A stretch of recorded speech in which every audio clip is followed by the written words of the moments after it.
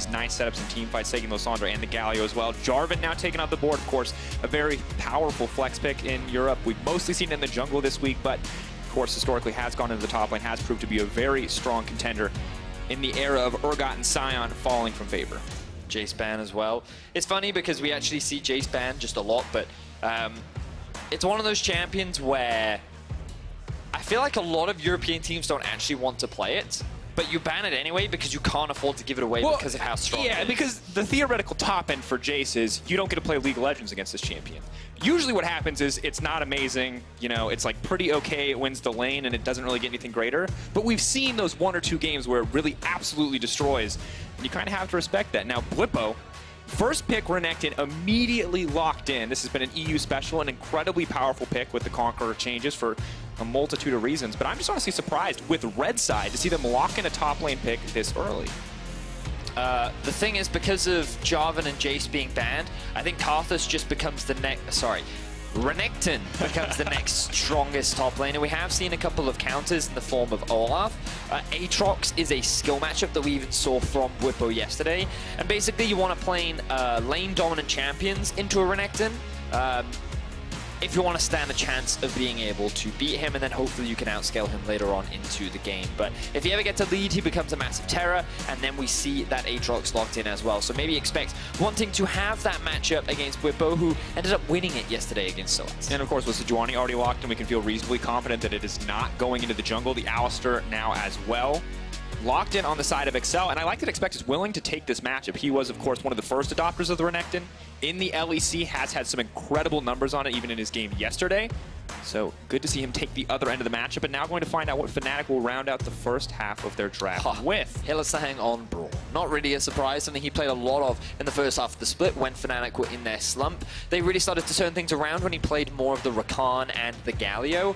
But given Fnatic have been performing very well recently, they're comfortable putting him back on a champion that perhaps less of a playmaker, but offers a lot in terms of utility for the team.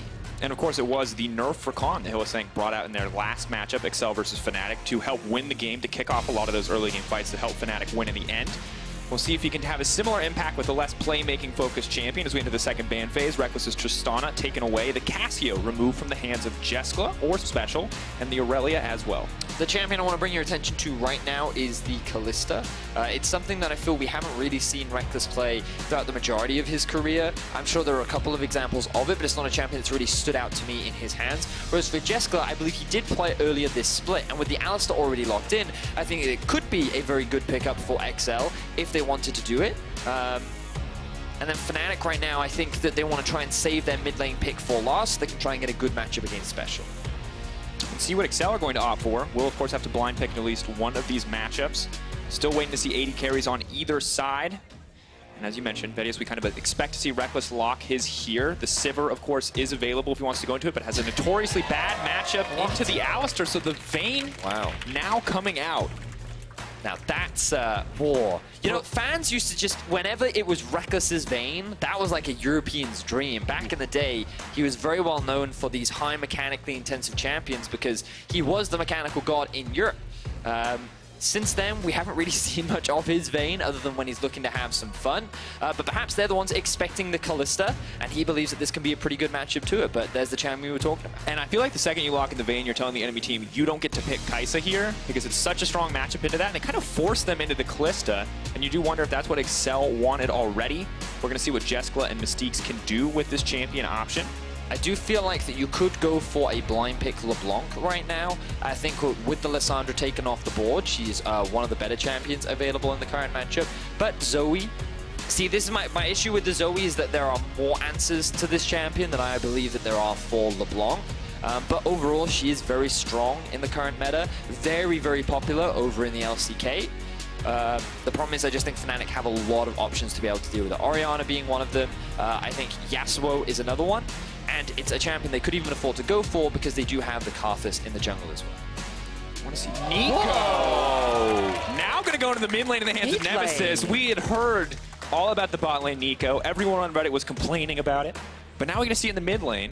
And I do wonder what the build, what the options are going to be here. Of course, we initially expect full AP, as you do when you read the kit. But AD Neeko has seen a lot of success. Team would have magic damage with Karthus in the jungle as well. But we now see the timers counting down. We will, of course, luckily for us, the Excel composition, we kind of got that figured out. We got the Aatrox on the top side, Sejuani, rest of the comp rounding out, coming together. But Neeko, an interesting addition for this Fnatic composition. Now, at the beginning of the day, we did talk about on-hit Neeko and how it can work in pro play.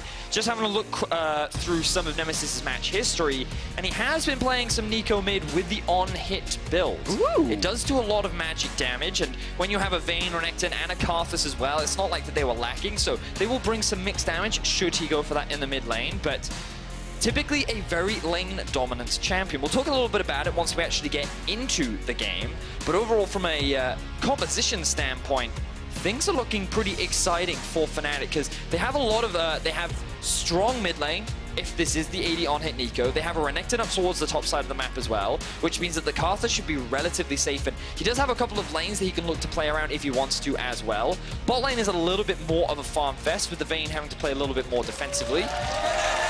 But they have a lot of early game options on the side of Fnatic, so I'm expecting to see a bit of aggression from these laners from Fnatic. And honestly, Vedius, I just want to see what form of Excel is going to show up today. If we're going to get this close matchup, or if Fnatic are going to continue their rise up the standings.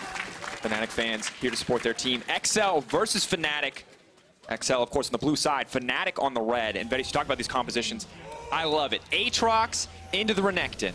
Jungle, not as concerned. Mid lane, also hype. Bot lane, we've got Vayne, Rekkles' Vayne, nonetheless, against this Kalista. And I just want to see how these matches fold out, because I just, outside of the Karthus, I expect a ton of action here. And Vedius, you talked about on-hit Neeko. Well, Dorn's Blade might give us some early indications. So, if our observers could just hover over the mid lane matchup, I'm really looking forward to talking about it, because the thing about Neeko is, what you'll notice is that she will mainly put points into her W and her E. All of the damage from on-hit Neeko comes from maxing that W, which Drakos, you can help me with the name on that one, I'm sure. Yes, I absolutely can, but it's Shape Splitter. Shape Splitter, there you go. So it will also, it does have other functionality. It has everything outside of the passive, but that doesn't really matter. All you really care about is the passive. And basically, the fun stat that I like to throw out is that once she hits level 9, and once it is max rank, you get 170 bonus flat magic damage off the back of that, just from getting points in the levels, right? And when you complete the Rage Blade, and you have a fully stacked Rage Blade, you hit that every second auto. So just off a single item, she does a lot of early game damage. Oh, now we're going to see the level 1 play coming out. Braum, of course, incredibly strong in that level 1. The stun already coming in from the concussive blows. Now Mystiques is in trouble. The flash forward. First blood for Rekkles' Vayne. They're going to look for another one as well. The blast cone sets them over the wall, but they just get packed along with them. Caedrel going to need to get through the gate. Are they going to commit the flash for it? Rekkles goes for one more auto, but has, of course, already burned his and will not be able to follow up further. But Broxah gets the red buff in a beautiful start for Fnatic. So I wasn't expecting the level 1 invade. I was all about talking about this really cool new Neeko build, and then Fnatic end up finding first blood going in the hands of Rekkles on the Vayne as well. They get the flash out from Caedrel, they get the flash out from Mystiques, and Fnatic already off to a commanding start. We said they'd have a strong early game from their 2 solo laners. This is a great way to have a strong early game onto your AD carry as well. And to get the Karthus rolling, 2 camps up while the Sejuani has not even started that jungle clear. They're going to need to send support. At this rate. You can see that Broxah has actually moved up towards the top side. If he actually goes in to contest this blue buff, this is going to be the ultimate disrespect start. It looks like Caedrel will get this one. But note, this is a charitable blue buff. Broxah chooses not to take the risk. Could absolutely go in there and maul Caedrel. He also has no priority top. You can already see the Aatrox starting to move down. Therefore, the respect is being shown by Broxah. Even though he has a level up, he knows that he will not be able to win that 1 versus 2. So just going to back away from that one, just be happy with what he's got, so Caedrel will secure his first buff of the game.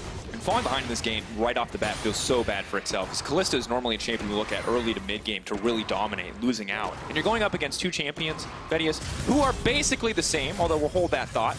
So you do get a little action on the top side. Bwipo just extending the trade, using the animation cancel there on the back end of that Conqueror to make his way out. So, I'm going to drag us back to the mid lane, because the early game action has been great, but you can already see Nemesis off to a phenomenal start, building up a 12 CS lead against Special. And this is a really obnoxious thing about Nemesis. I'm going to have a very quick look and see. He currently has no points in his Q, as I would expect. He's only got points in his W and his E. And what's really obnoxious is if he ever lands the E on you, which is that little root thing that goes through minions. If it passes through more minions, then it can be an empowered root and it can last for a really long time. Then he basically gets a huge amount of damage off onto you. And ooh, we actually have a flash in from Mystique, but immediate use of the Shape Splitter, though, for the stealth, just to make sure the point and click of the Headbutt Pulverize cannot connect.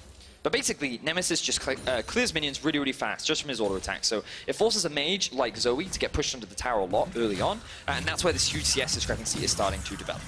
We're taking a lot of damage here, though, just to walk under tower. Now they're going to fish for the dive, though, as Broxah is here, but we're going to heal up as much as he can with the Cold Meek. Oh! Goes down in the end! Caster minions and the cannon, the ultimate homies, and Broxah has to be careful. He's out of mana. Expect. Doesn't have the cooldowns to chase here. Is respecting the red buff. Rarely do we see a Karthus auto attack be the decider, but that absolutely was it. So, a couple of important things to notice here is that Bwipo actually doesn't lose too much on this because the entire minion wave ends up falling to the tower. So while Expect will get that kill, Bwipo is going to deny a lot of XP from Expect and just a lot of base gold. As the crowd being very animated today, it seems. Aatrox. Drakos. Drakos. Yeah, whatever. Hey, I'll take it. Aatrox is a cool champion. We got it. So, Vedius, the thing that I want to touch on when we look at these two teams that I think just makes this comp feel so nightmarish to play against is we have basically Vayne in the bot lane and essentially AP Vayne in the mid lane. Like, they're both going to build this Rage Blade. They're both going to proc it every 2 hits, and they're just going to obliterate you. Nemesis is going to do magic damage. Rekkles is going to do true damage.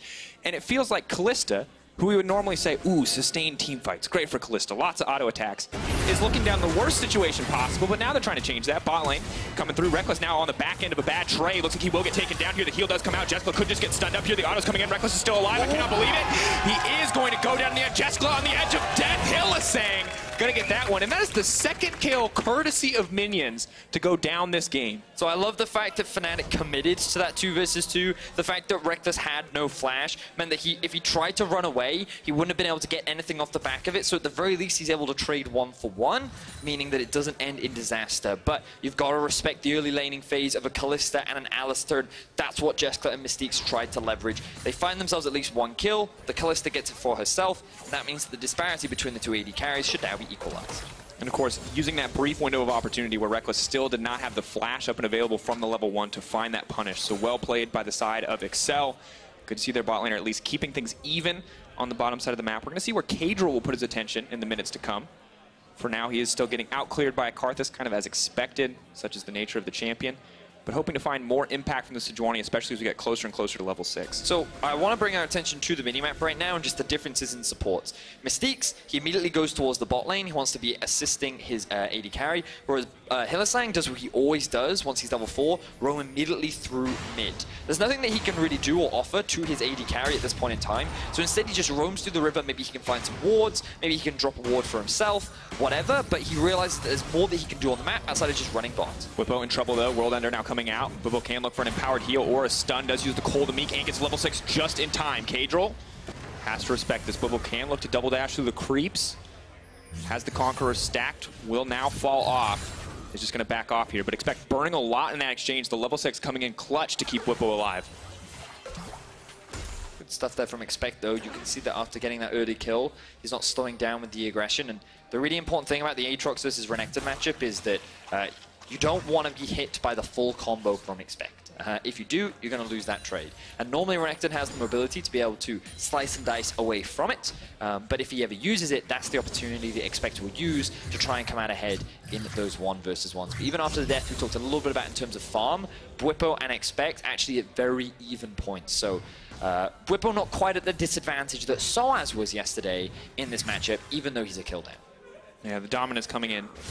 Not quite the same, but good to see Bwipo holding his own to a certain degree, but Expect still able to find an advantage here, and we'll see if he can continue to snowball. Bwipo, of course, a very strong point for Fnatic yesterday, no doubt the strongest point in the early game. How Fnatic play without this, constant source of pressure, and will be interesting to see. So now we're at a point where level 6s are starting to come through across the board. Rekkles has now hit it. Broxah coming very close. He will now secure it.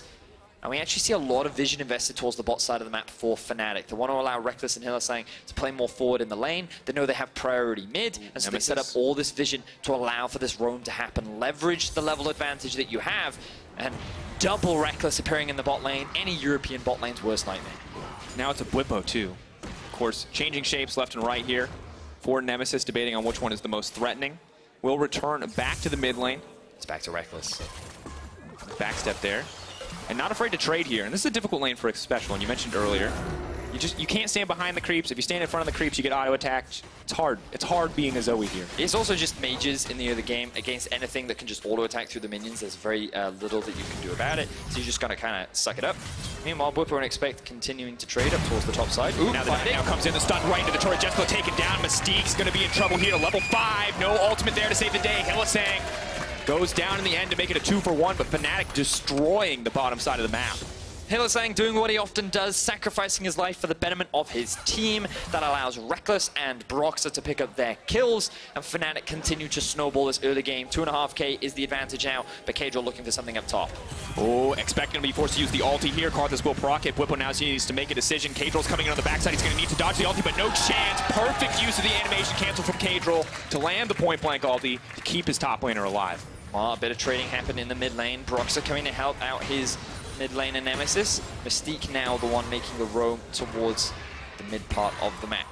Will not be able to find anything off the back of that, but kills being traded across the board. And the fact that Bwipo goes down is still an advantage for Expect. He's now sitting at 2-0-0, which is very good for him, but the problem for XL is that this Vayne is just going to continue to get stronger and stronger now at a 25 CS advantage in favor of Rekkles. Yeah, and if we look at the top of the screen and you just put both your hands over these gold numbers, you see 4-4 and you're pretty excited. You take your hands away and you look at the gold and you go, oh, I see kills are even, but that is a 2k gold lead in the early game for Fnatic. You can see Nemesis just solo in his lane, not going anywhere else, has already built up a 300 gold lead for himself. Broxah obviously monstering in the jungle, and Rekkles, as you already mentioned, 1k advantage for himself. Some of that does get balanced out as Jeskla will be able to grab what appears 2 plates here on the bottom side, but definitely not enough to recoup what is a massive early game deficit. Only 10 minutes in, seeing something this big, pretty much, you know, exclusively from farm and tower plating is an impressive sight. And a lot of it comes off the back of that level 1 play from Fnatic. Something we heard about this team very early on in the split was that their early game and their level 1s were not as good as they used to be. Now that they've refined that strategy, they seem a lot more confident, and they're able to find these early game leads, which is where a lot of their wins have been coming from over the last few weeks. And they set up Rekkles for success. He's doing a fantastic job. And now that Xpecial has a couple more levels under his belt, you can see this match was getting a little bit harder as Nemesis gets poked out of lane. Absolutely. Good, though, that there might be able to get a little more pressure down on the Neeko. You can see the Blade of the Rune King going to be the first item coming in from Nemesis. Of course, really no AD scaling in the kit, but not concerned, as the W scales so well with attack speed, as you've already mentioned. Broxah now going to make his way to the bottom side. Top lane continues to be a point of action. We got to keep our eyes on Jeskla. Mystique's looking for the stun. Hylissang perfectly tanking here off to the side. They've taken down the AD carry once again. No chance for rest from Jeskla in this game. Surprised that they can pull off so many dives so successfully. No support is coming out from the side of XL. Caedrel is just trying to play towards the top side of the map because he has no pressure in the mid lane. It enables Fnatic to constantly get vision towards the bot side, and that means that Jeskla and Mystique, they're just pretty much left to their own devices, and when that happens, Fnatic constantly capitalize.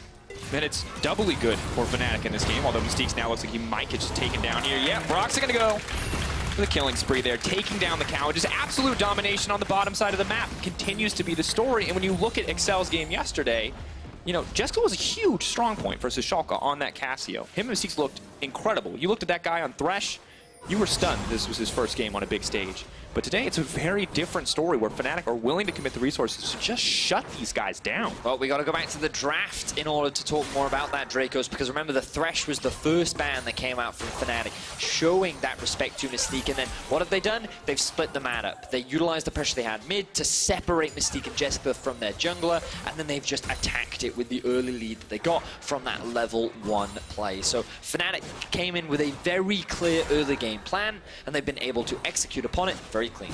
And now we're going to see the Herald summon on the bottom side. Excel, knowing that there is nothing more for them on the bottom side of the map, just want to get out of this laning phase, want to use the Herald to break down this tower plating before it expires. We'll get a hefty chunk of gold put back to their pockets, but Fnatic have already read the play and are going to continue forward as Special. It's just absolutely chunked out in the mid lane. Nemesis forced to retreat as Expect shows up, and he was the player I wanted to talk about next, but it seems like I won't have time as XL are continuing this push in the bot lane. Bwipo doing what he can to hold on to this tower. If they commit for the dive, though, Hylissang is here, has his ultimate up and available in just a few seconds. Bwipo taking down the Herald. The second tower will not fall in favor of XL as Rekkles is getting solo gold. 2 tower plates already going over to him. 320 in his back pocket. Oh, a third one too. Vedius, this Vayne is getting so fed so quickly. Excel going to commit to the play. Hylissang now throwing down the ultimate, trying desperately to disengage. Bwipo has so much health here. Conquer has now been activated. The healing fully online. Expect here desperate to get something back. There's the Karthus ultimate, and there is no hope left. Just deleting members, making it a 1-for-1 as Bwipo finally falls. Considering XL's committed 4 members to get that dive, the fact that Fnatic found a 1-for-1, might even be 2-for-1 as Nemesis flashes in and finds another kill. Definitely not worth it for XL. Fnatic will even extend that by securing a tower in the top lane. More gold goes into the pockets of Rekkles. Jeskla falls further and further behind, and it feels like that Fnatic have a firm grasp over this early game. They absolutely do, and the Karthus is only continuing to get stronger. Special going to try to get something back here. Does he have enough damage? Oof. Burning slowly. Corrupting Posh ticking. Broxah, no camp there for him to smite, but he will make it out in the end. So close to death in that exchange. Broxah flashing away almost made it worse for himself because he increased the distance from him and the paddle staff from Special. Fortunately, it wasn't quite enough damage. With only the loots completed, Special couldn't quite find that kill. We'll at least get the flash out from Broxah, but I don't think it's going to hurt Fnatic too much. They have control pretty much over the entirety of the map. Ooh, Special. Using a stolen flash there. Try to get some damage down onto Bwipo, but Bwipo very comfortable just to keep pushing forward in this lane. A lot of healing for Renekton. And Vedius, when we used to talk about Karthus right at the start of the season, when no one was really sure what was going on and why this champion was in the jungle, we talked about level 11 and that terrifying point where Karthus has double magic pen items and level 2 of ultimate. Now, Broxah is level 9. But he does have a 10-stack Dark Seal and both magic penetration items. Ooh. So for me, if I'm Excel, I'm just going to assume I'm at 50% health for the rest of the game. That's quite a safe assumption. Ooh, okay, thought he would actually try for a kill there, but just a bit of a trade back and forth. But you are correct. I love that point. Drakos, Broxah has been picking up a lot of the kills that happen down towards the bot side of the map. He's the one leading with the gold bounty right now. And this is actually a really interesting way of seeing Karthus played, because typically you just want to power farm, you just want to get to those core item spikes and just get as much gold as possible. But that's not to say that you can't gank. You just need strong laners to gank, right? You need that damage so that you can help follow up, provide that wall of pain, and just kind of chip away alongside with them. You typically don't expect to go to the Vayne lane, though. Very Fnatic classic, I would say. I was expecting much more around the Renekton lane or maybe the Neeko lane, but hey, you know what? If your Vayne gets first blood and there are no summoners bot, why not? Why not? Just commit.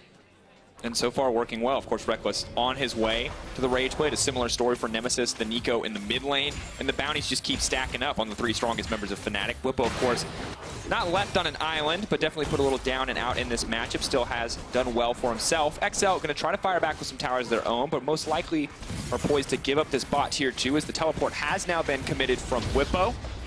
Are they just going to take the fight here? Of course, Caedrel, with the ultimate available, can threaten. Rekkles taking a lot of damage there, but once again, the Karthus ulti being available does make it a lot harder to commit to these big plays. So Rekkles has the red buff, and he has lifesteal rather. So I think he intentionally took the damage to keep the minions alive there, so that Fnatic could continue the siege. I actually like the decision-making there from Rekkles, as Fnatic looks to continue the push, while Jeskla, at the very least, gets 1 return tower on the top side of the map.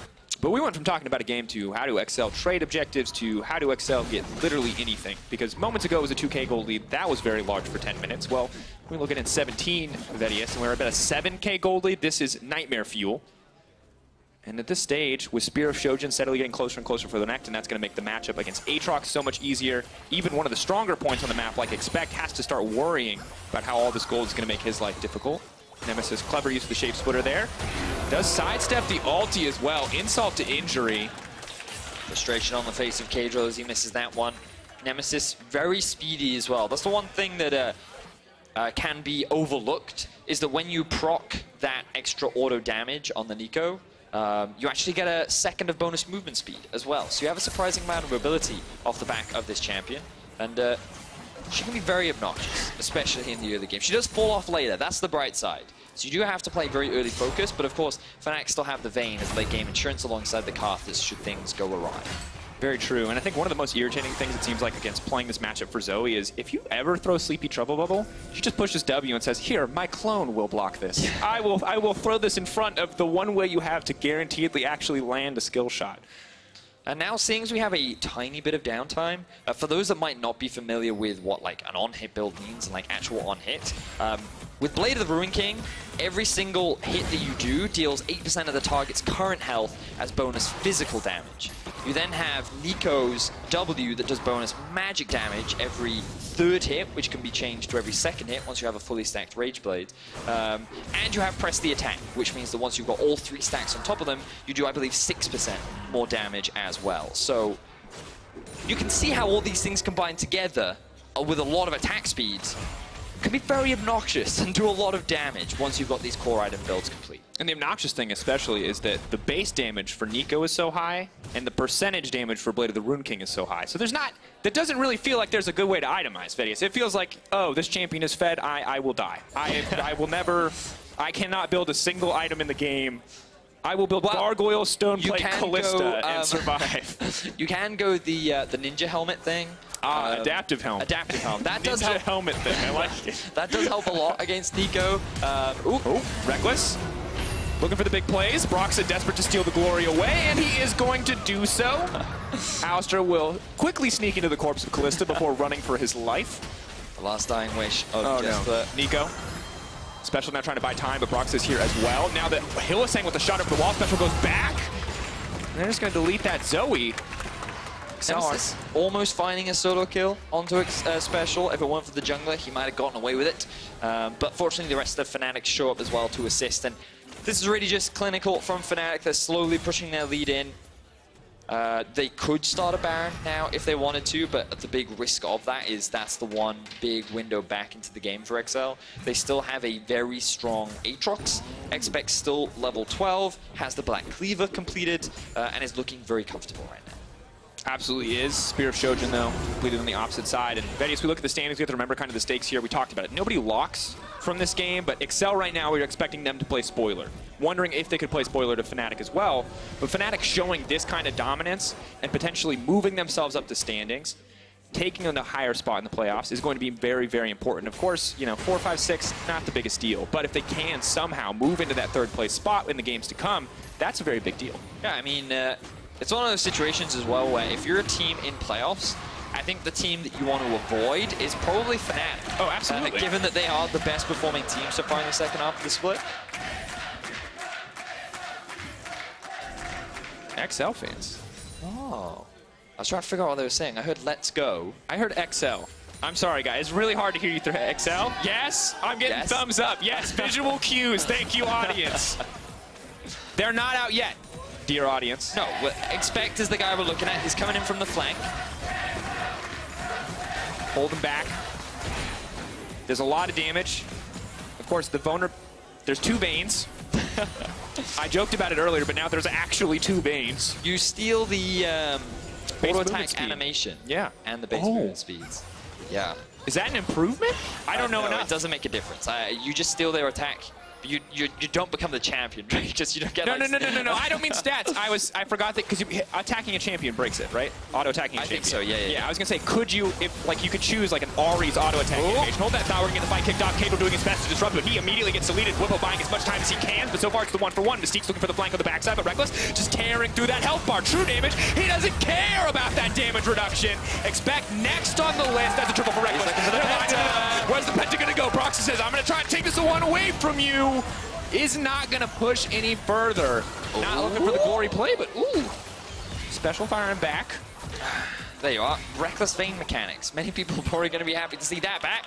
Triple kill goes in the hands of Rekkles, and Fnatic now make their way towards the Baron XL. They wanted to try and find a fight, but unfortunately it did not quite go their way.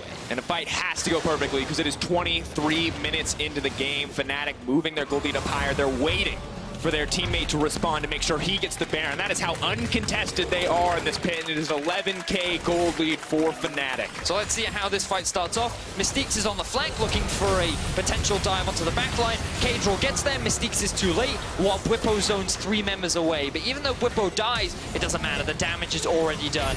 Rekkles is too strong, Nemesis on the backline is strong as well. And here what I see is Broxah setting his teammate up for the pentakill. For Rekkles, he didn't want to commit to the dive, and so he does not go for it. And the thing about it, Vedius, is you're in this awkward spot where if you set him up for the pentakill, you're his best friend ever. But if Rekkles went in there and autoed twice, I think Broxah would have gotten the kill.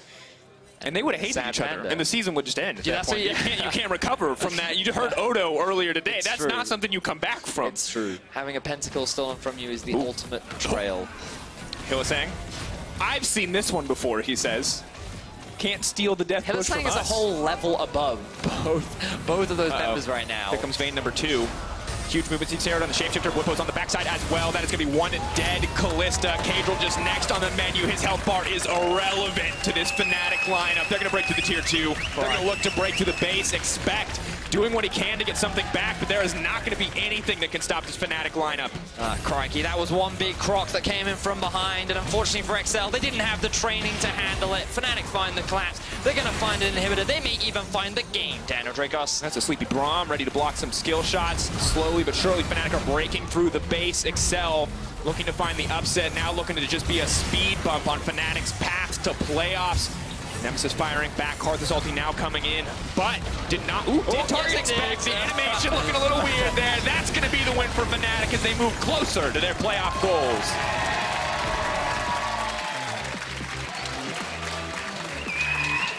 Great level 1 from Fnatic, really set the stage.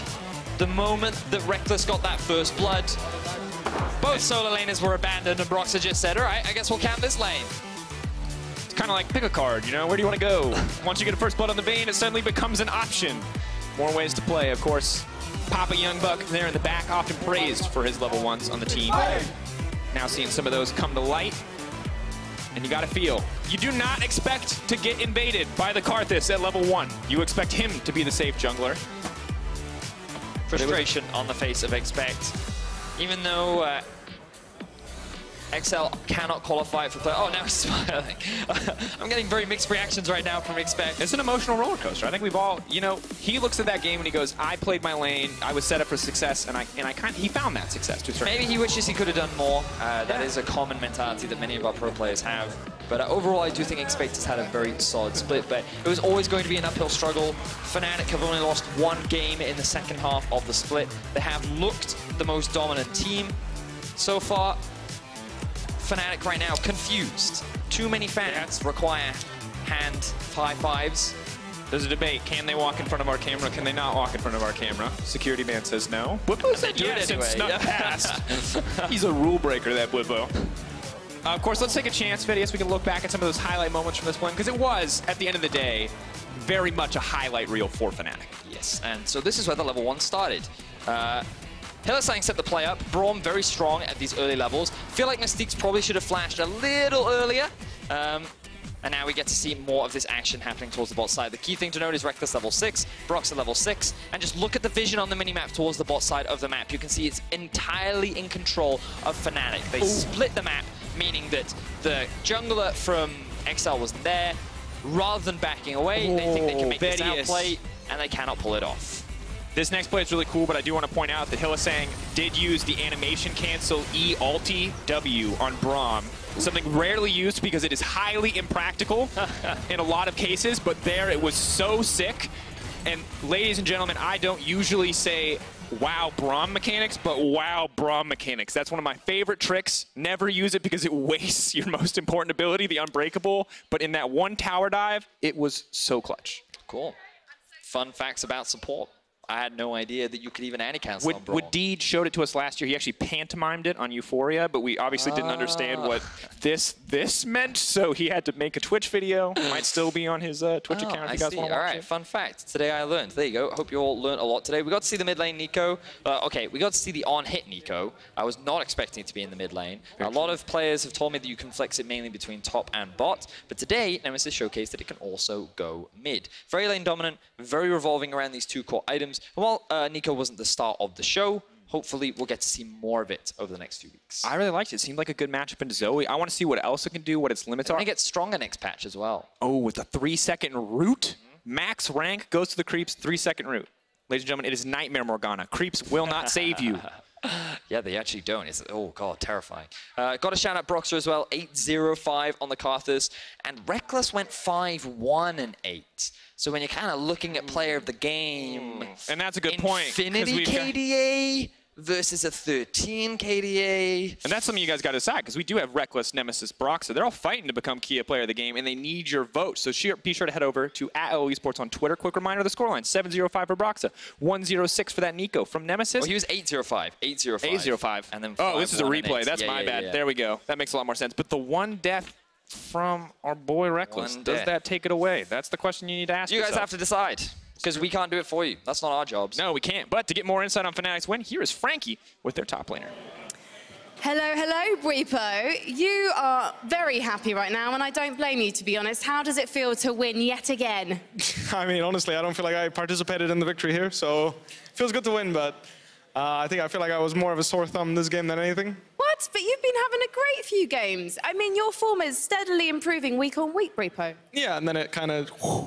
Oh, I like a little bit of honesty, but I'm sure you're going to watch that match back and you're not going to feel too bad about it. Yeah, I mean, I think I tried to kill him too many times. I feel like last few weeks I've been getting kills a lot, and I just let it happen. But this time I felt like forcing it a bit too much. So, you know, a few too many times where I was like, yeah, I probably shouldn't have tried that. Did you get a bit brave after taking Soas down so many times yesterday? Because that was a little bit cheeky, wasn't it, Bwipo? I mean, I feel like it's just...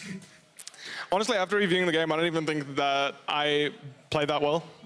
In the sense of the earlier stages of the lane, I feel like I kind of misplayed. So honestly, I think if I didn't get that kill, I wouldn't have got away with such a good game. So, you know, maybe that made me a little more subconscious about this game today, especially considering he picked the same matchup I picked when I think it's actually a bad matchup for Aatrox. So it's like, I felt like he was cocky and I wanted to punish him for it, and it bit me in the ass. Well, a win's a win, as a lot of players I interview say. Now, I do want to ask about that Neeko pick, because we've seen Neeko frequently on the BAM bench, and it's normally been focused at people trying to pick her for the bottom lane, right? But this time we saw her in mid, so what was the thinking there? Honestly, we just think it's a really solid champion right now. We think it can do a lot of stuff, and it's a bit similar to Corki in the sense where if you have Braum, you have a basic attacking mid laner, you can get pretty good team fights off with that. And it has a lot of undiscovered potential going on there. So we just felt like this was one of the matchups where it could shine. Partially thanks to the fact that, you know, you can scale relatively freely and can dodge a lot of the skill shots Zoe has with her shapeshift. So yeah, it's just something we just tried out in scrims and decided it's okay. So do you think Nemesis might pick her in the future? I'm sure. I mean, he played it today, right? So it makes sense that he has it in champion pool, he has it ready, but I think that's one of the strengths of our team. I think that at any point, anyone's willing to play a game that they have only played like a champion, even if they've only played 1 or 2 games. They just go on stage because they feel like it's the best pick in that situation, and they'll just do it. Well, Fnatic's impressive comeback has continued. You're now at 9-7, I believe, and you've got 2 more matches left, of course, in week 9. You're going to be facing G2 and Splice. Yeah. So how are you going to be taking those teams on? I feel like G2, we're definitely going to have to try and match the early game. I think last time we completely disrespected them by drafting a full late game comp with all losing lanes and a losing jungle matchup. So that's obviously not going to happen again. That was not pretty. That said, Splice, I feel like I don't even think that they're a slow team necessarily. I just feel like they don't see the opportunities that other teams do. So in that sense, I feel like we can get away with playing a weaker early game and then still match them in the mid to late game, because I feel like they've always been like that, in the sense that I don't think they're exceptional late game team. They're just considered to be a good late game team. But in the same vein, I think we as Fnatic have been always considered to be the exceptional late game team, in a way. Well, thank you so much for talking to me, Bwipo. We need to go to a short break, because after the break, we've got Rogue versus Origin. Don't go anywhere.